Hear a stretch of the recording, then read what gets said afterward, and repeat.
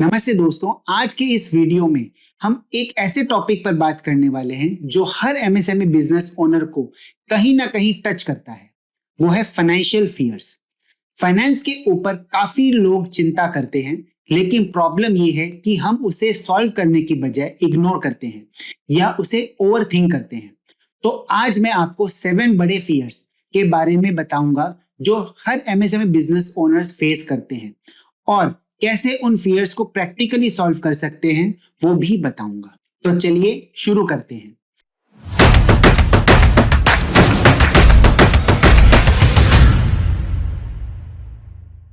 पहला फियर है cash flow issue. पहले एक छोटी कहानी सुनाता हूं। रवि जो एक छोटा फर्नीचर मैन्युफैक्चरिंग बिजनेस चलाता है, हर महीने का स्ट्रेस ये रहता है उसके अकाउंट्स में इनफ कैश है या नहीं।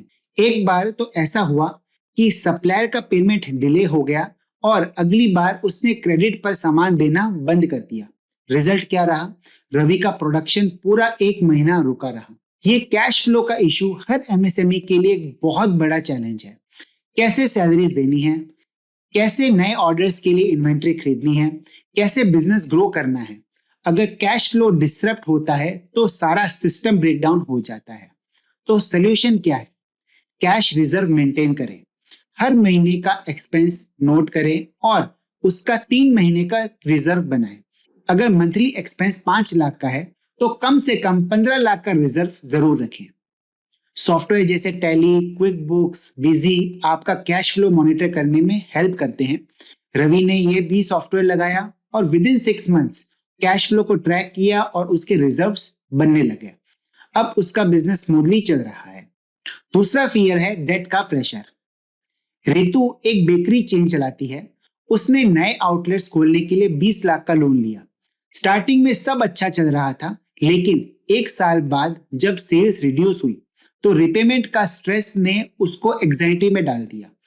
अब हर महीना लगता है कि ईएमआई कैसे पे होगी। लोन लेना जरूरी है, लेकिन वो कभी कभी एक बोझ बन जाता है। सबसे बड़ी प्रॉब्लम होती है कि रिपेमेंट का प्रॉपर प्लान नहीं होता और इंटरेस्ट भरते रहते हैं। तो सोल्यूशन क्या है? Debt to equity ratio maintain करें।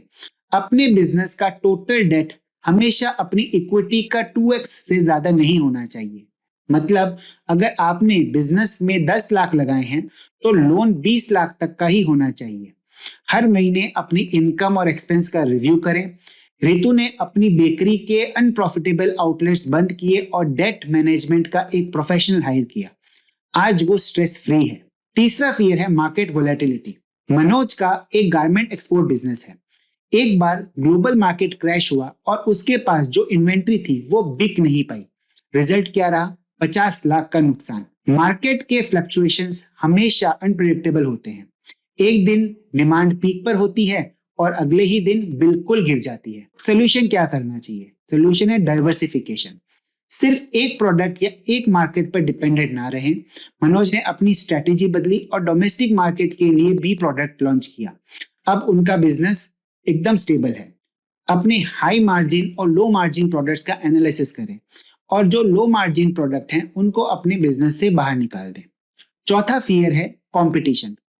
रमेश एक हार्डवेयर स्टोर चलाता है।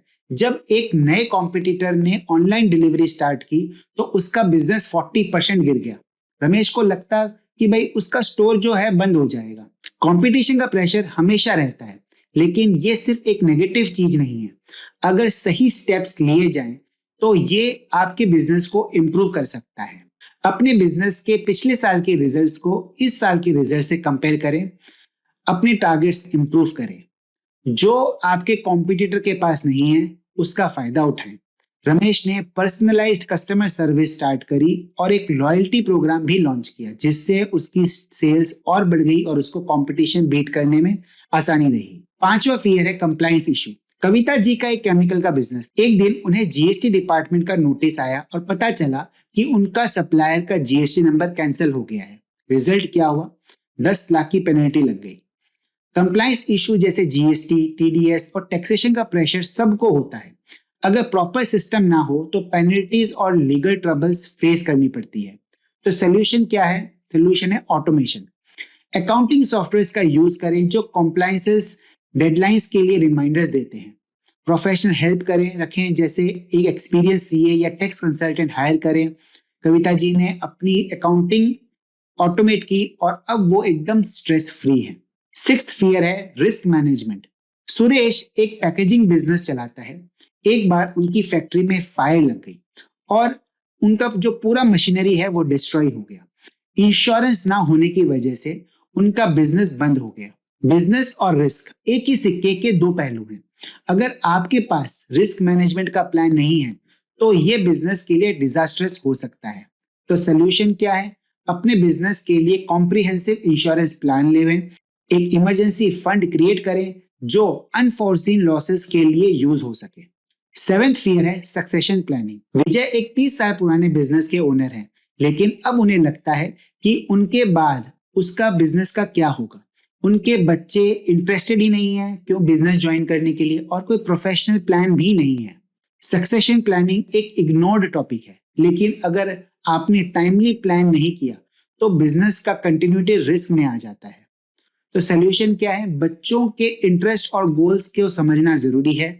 अगर वो इंटरेस्टेड हैं तो उन्हें ग्रूम करें। अगर फैमिली में बच्चे इंटरेस्टेड नहीं हैं तो एक प्रोफेशनल सीईओ हायर करें और अपने बिजनेस को आईपीओ के थ्रू उनकी वैल्यू अनलॉक करें। तो दोस्तों, आपने देखा कि हर फियर का एक सोल्यूशन है। प्रॉब्लम को इग्नोर करना सोल्यूशन नहीं है। जो भी चैलेंज आए उसे एक्सेप्ट करो, उसका एनालिसिस करो और प्रैक्टिकल स्टेप्स उठाओ। अगर ये वीडियो आपको पसंद आया हो तो लाइक करें, शेयर करें और चैनल को जरूर सब्सक्राइब करें। नेक्स्ट वीडियो में मिलते हैं और नए टॉपिक्स एक्सप्लोर करते हैं। Till then, take charge for your own business success. Thank you.